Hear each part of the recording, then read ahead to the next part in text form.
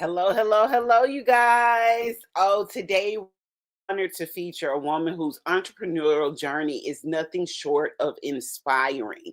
Daisy Jones Brown is the founder of Born Beautiful LLC, a brand that began with a personal need for natural hair care and has since expanded into a movement for wellness and empowerment. A licensed professional counselor and a Hello 7 certified coach, Daisy is dedicated to guiding women through career transitions, helping them build meaningful, sustainable businesses. Now, with a background in the military and federal government, she brings a strategic, disciplined approach this growth. As she nears retirement for her traditional career, Daisy is positioning herself to make an even greater impact, helping Black women claim their brilliance and build generational wealth. Let's dive into her story, her insight, and the powerful lessons she has to share with us. Without further ado, welcome to the stage, Daisy. Thank you so much. I am honored to be here today. It is again, I can't reiterate how much of an honor it is to have you grace our stage, and thank you for even allowing us to share your journey and your story of entrepreneurship with our guests. So let's jump right in. Your journey into entrepreneurship began in multi-level marketing and evolved into a wellness brand. What lessons from those early days helped you shape Born Beautiful? Oh my goodness, so many things. So I would say one of the first things that really helped me shape where I am today is that I actually started. A lot of people get stuck on trying to figure out what's the perfect thing to do, and they do absolutely nothing. They just spend a whole lot of time researching and thinking about how they can make something perfect, and they just never start. And so what I really learned from selling Mary Kay and selling candles out the back of my car and at little tables all over the place, and even creating my wellness brand, before I dived into really just doing business coaching that I'm doing now, is that actually starting small is a good thing. Yeah. Starting where you are is a good thing. Starting with something is a good thing. And then as you start, it gets clearer in what you really is put here to do and what you really should do. So I would say that's one of the pivotal things that I learned from doing that early work is it helps you shapes you into who you really want to be. Yeah. Okay. Now you turned a negative salon experience into a thriving business. How did that moment shift your mindset and lead to the creation of your own natural hair care line? Wow. So as you know, as Black women, we know we Yeah. are something else about our hair. So it was such a traumatic thing because it was right on the cusp of that natural hair movement, Yes. right? When Yeah. things were turning. I think it was 2011 when things were starting to turn. And so at that time, I was a very visible facilitator. And so I did a lot of training, a lot of facilitation. So I was in front of a lot of people. And I had that experience, and it was just sort of overnight that I went from having a good, healthy head of hair, where I was literally having hair just fall out, and I was pretty much had chemical burns, and I was just Mhm. bawling. I was like, what am I gonna do? So what I do is I go right to the faithful wig at that time, but Yep. I've never worn wig, so I looked a mess because I didn't You didn't know how to wear a wig. Yes. know how to wear a wig. And so I was being told by the dermatologist at the time when I had some stuff done, hey, we're not sure if your hair is going to grow back. We're not sure what's going to happen, how this is going to happen. So I was like, okay, I really want to, I have this business idea anyway, like you say, the multi marketing. Mhm. And I really researched how I could create something for me. Okay. And so I put my science hat on, my camera hat on, and I figured out how to create these products, and they really started to grow my hair back. And people started to notice, and they were like, why don't you sell that? I like to buy that. And so I start selling the products and they sort of just took off. People were selling them. I was going to natural hair shows. I was doing a lot of different things. And then I decided to add to the brand right at the beginning of COVID. I was working with this cosmetic um, chemist who Hmm. did brands and products. She used to work at for L'Oreal, and we created the rest of the brand. We created like a deep conditioner and an oil for the brand, and so I was just honestly sat back and was amazed at myself that I had actually started something, created something, and turned it into something that could really make profit. And that was the first time that I really understood that I didn't have to sell someone else stuff. I could bet on myself. I love that. Now, your business incorporates coaching, hair, and body products, and African attire. How do you ensure alignment between these diverse offerings? So I really just started to do a lot of things that I was really interested in. So Hmm. in 29, so I was already doing the natural products and it was all about wellness and holistic being. And I was able to go to the year return in Ghana in 2019. And it was such an amazing experience. And I met up with these vendors there and I realized how aligned I was with the culture and what was happening with all of the attire and how all of it just brought on this feeling of being aligned with who we naturally are, which is to my actual business born beautiful. Like we Yes. add things, but we're already born this way. And so it just felt aligned to say, okay, you can have your body and your hair beautiful. Now you can adorn yourself in such a beautiful way with that as well. And then moving on to saying, hey, now how do I add wellness and wealth in my life? With moving the brand along. And so it all felt aligned to me in saying that I want, a holistic version of who that person is. Mm. Okay. Now, balancing a 9 to 5 job while building a business is no small feat. What strategies have helped you stay focused and committed to your entrepreneurial vision?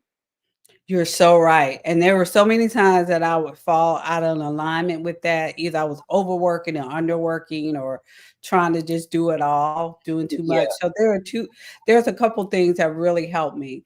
One is focus, Hmm. meaning not trying to do everything because I was that perfect person who had shiny object syndrome, wanted to Hmm. do a lot of things all the time, making sure I was busy doing too much. So, not doing too much. And then the second thing that really helped me is aligning, being very intentional and aligning my calendar in With. a way that I could actually work on my business. I have I have this process I use called 20 hours a week.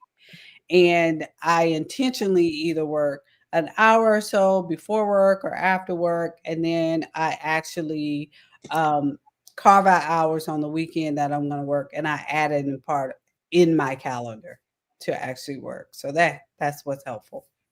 Okay. Now, you talked about shiny object syndrome. Now, this is a challenge many entrepreneurs face. What specific steps did you take to establish a solid foundation and overcome distraction? Okay, so I would say the very first thing I did was one, stop, take a breath. Um, and then the next thing I did, and I know people sometimes resist it, but I think it's very, very important, is I actually hired a coach. Okay.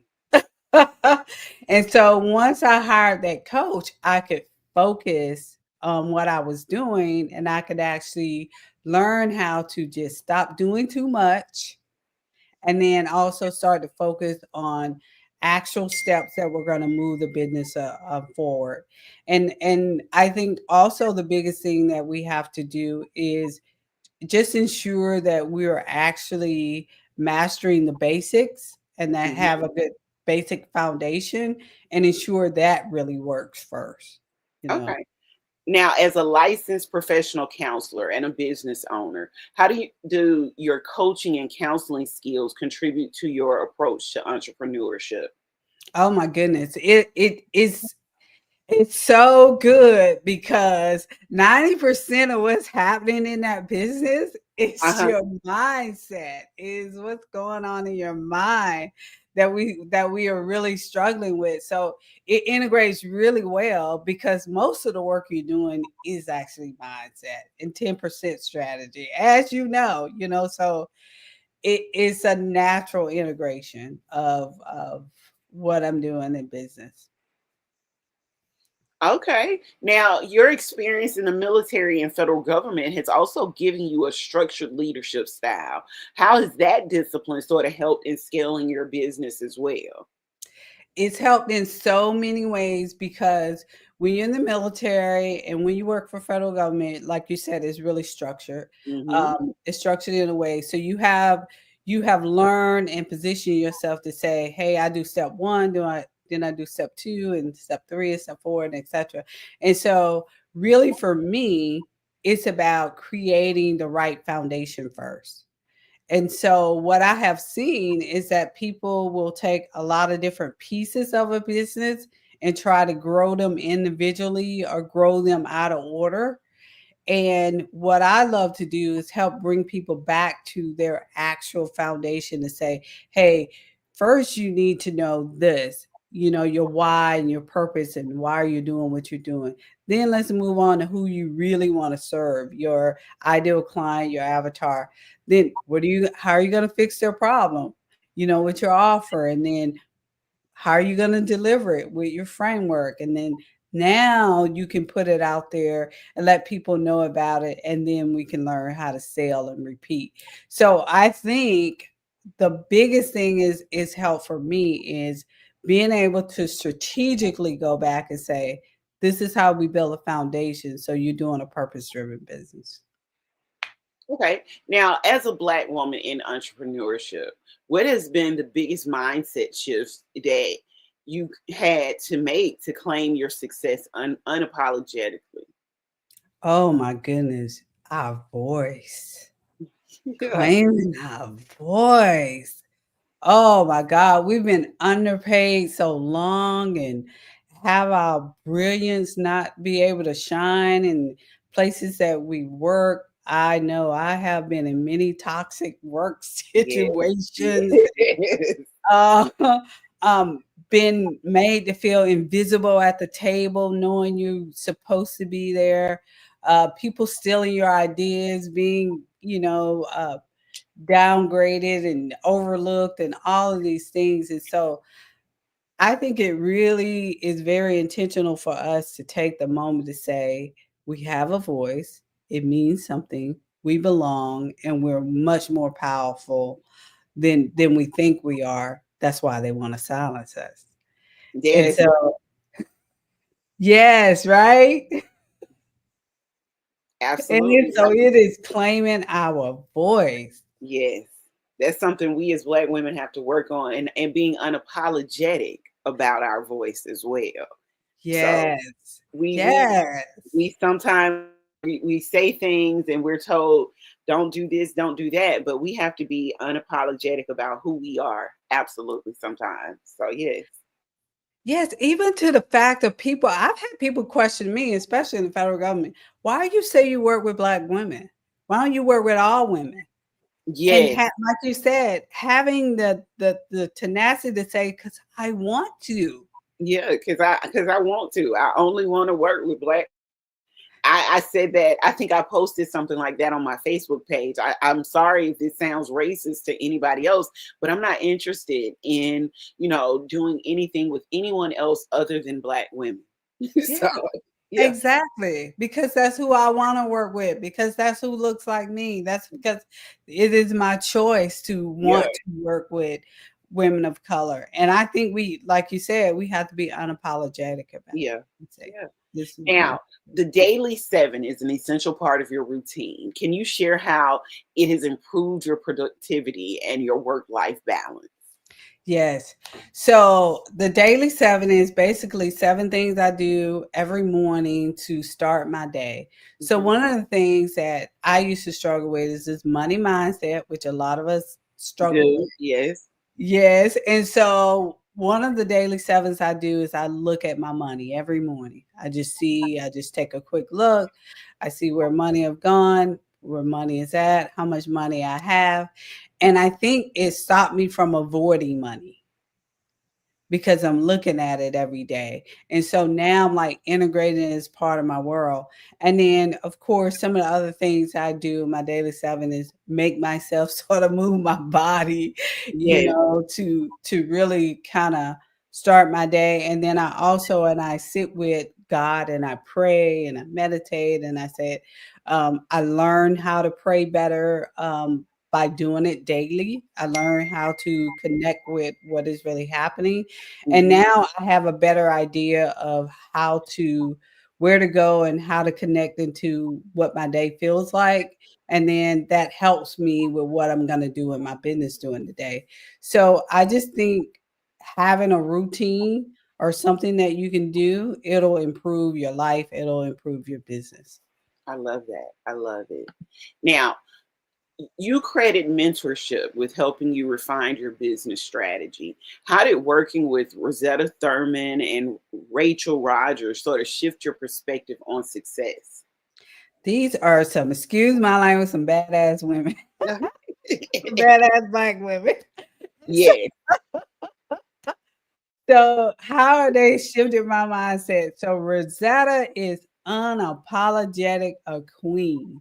And Hmm. so when you show up in the room, you have to show up as a queen, and she will tell you in a minute to readjust your crown, or that wasn't what a queen would say, and that's not how a queen would approach it. And Yes. so just having to show up in that confidence, show up in that room as a queen, as yourself, is really changing how I see myself. I can see the difference. I feel the difference. And then Rachel shows up as we all deserve to be millionaires. It's our right, it's our birth. We deserve to be there. And they also know their stuff and they make you stand up and say, okay, I'm going to learn my stuff. I'm going to know my stuff. And I'm going to unapologetically stand in my stuff as I go out and do it. And so it has just been crucial for me to work with other uh, brilliant black women. It really have changed how I see it, because you can still show up in places with people who don't look like you, who you are getting business information and stuff like that, but they can still make you feel like you don't belong there. Yes. So I think it's crucial to work with other people who look like you. So you feel like you understand and you belong in that spot. I get it. I get it. Now, you Yeah. emphasize the importance of coaching for entrepreneurs.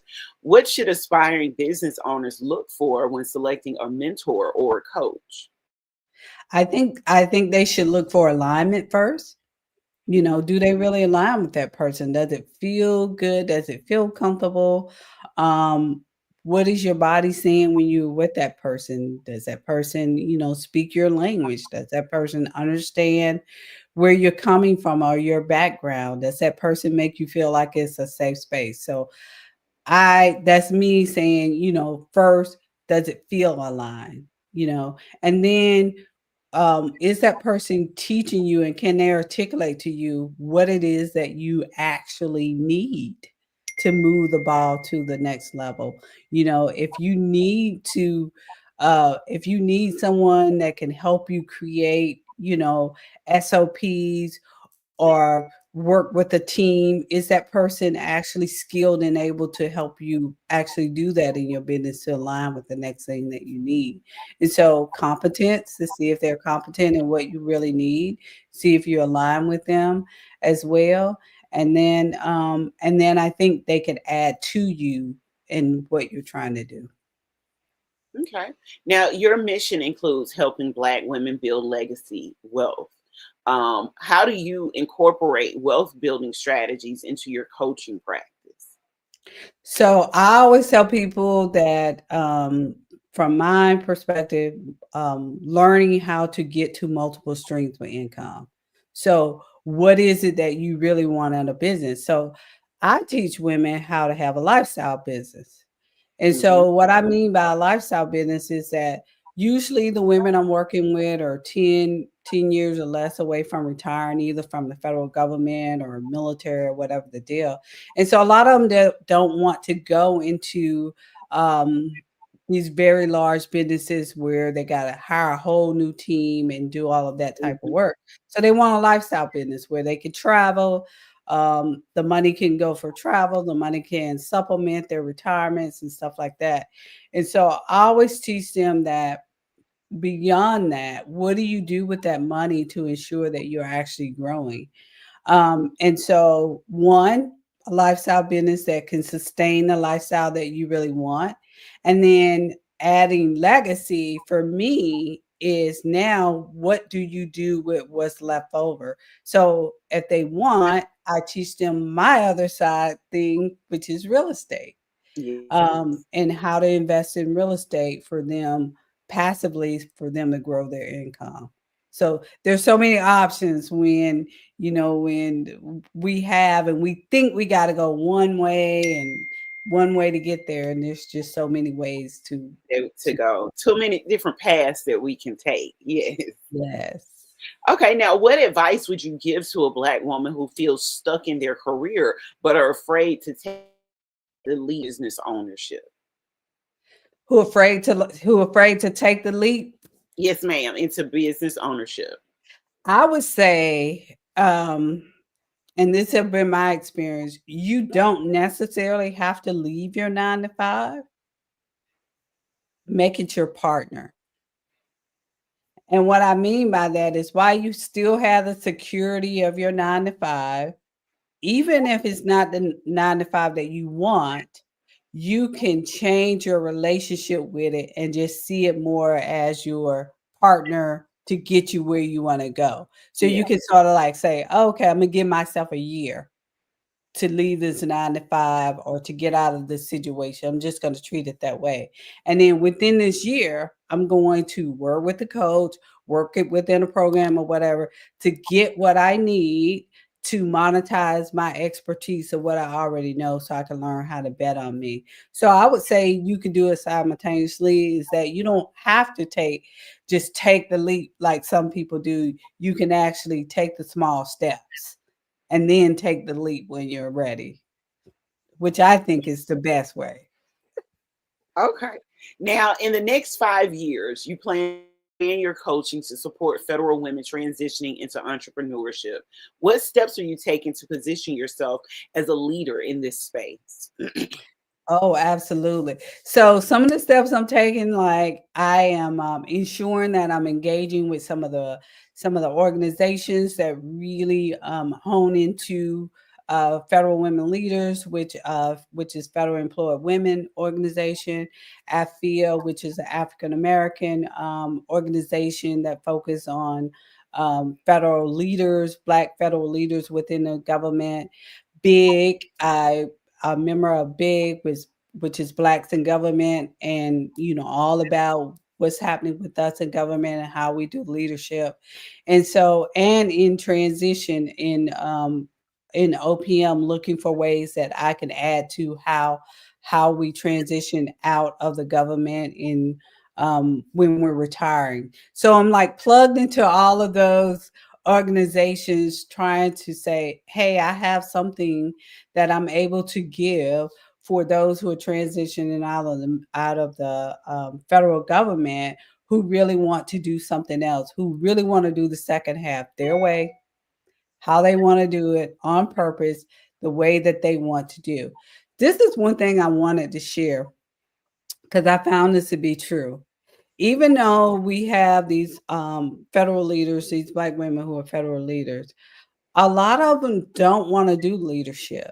They want to go back and they want to connect with. You kind of remember that job you had somewhere in the middle that Yeah. you really loved, but you couldn't stay there because you wanted promotions and this and this and that or whatever. They really want to go back to that. Mm.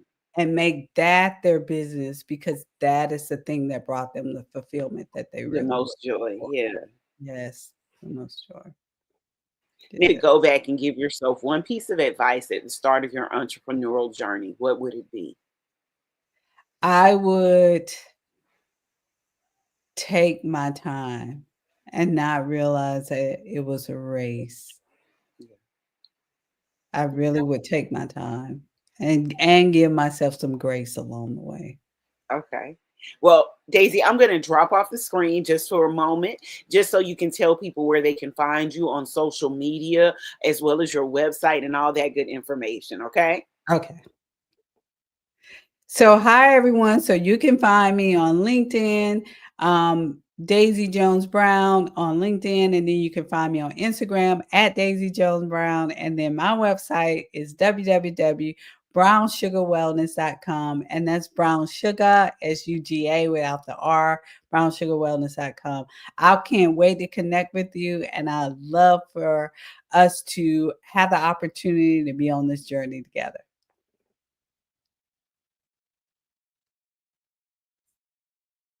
Awesome, Daisy. And we're going to post all of that information in the article that we print on Daisy. So you guys be looking for all of the contact information and be looking for what Daisy has coming up in the future as well. Daisy, I just want to say thank you so much for allowing us to highlight you on our featured Black Businesswomen series. And I really appreciate you taking the time to be here today. Thank you so much. This have been most enjoyable for me. You guys, Daisy's story is just like many of the beautiful black that we encounter. She's proven that entrepreneurship isn't just about starting a business. It's about aligning purpose with passion, creating impact, and leaving a lasting legacy. Her journey from multi-level marketing to wellness entrepreneurship and coaching reflects the power of resilience, discipline, and an unwavering commitment to personal growth. As she prepares to fully transition into entrepreneurship, she is equipping women with the tools, the mindset, and the strategies to take control of their financial and professional futures.